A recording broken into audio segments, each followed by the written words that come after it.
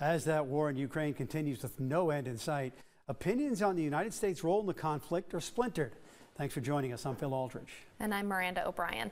That's particularly true in the Republican Party. And here in South Dakota, Governor Kristi Noem this week expressing criticism about the war in Ukraine. As Austin Goss explains, it's a sentiment separating the governor from the state's congressional delegation.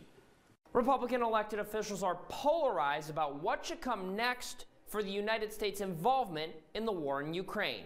And that is no different in South Dakota, where the state's congressional delegation has tended to be strong supporters of the Ukrainian government and financially supporting the war efforts.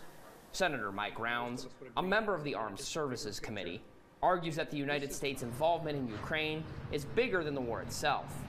Ukraine is being watched very carefully by China, and based upon the fact that, number one, our country withdrew from Afghanistan very poorly. It was a disaster.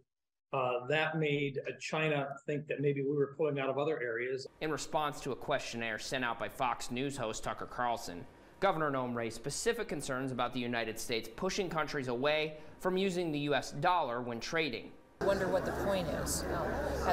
We need to make sure that we're putting America first. We spent 5 times more money on Ukraine right now than we have in the United States. In fact, we spent more in Ukraine than we have on our border for the last 5 years. So, the people of this country deserve a return on their investment in their government as well. It's an issue that could loom large in 2024, according to Pew Research. The number of Americans who believe too much money is being sent to Ukraine has steadily grown over the last year. These economic sanctions that we've been utilizing have hurt the American people too. There hasn't been a concrete plan for where we're going with this policy, and that we need to continue to recognize that Russia is a horrible threat to the United States of America and Putin is an evil man. But we also need to look at what we are doing here in Ukraine, and is it bringing us any kind of security? Rounds believes there is room for debate within the Republican Party on the issue, and room to take care of multiple priorities at once.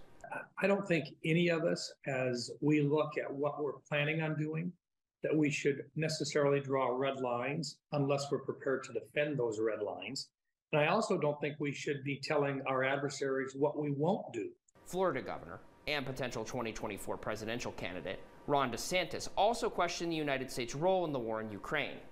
Those statements drew pushback from several Republican lawmakers, including Senator Thune. In the PR Newsroom, I'm Austin Goss.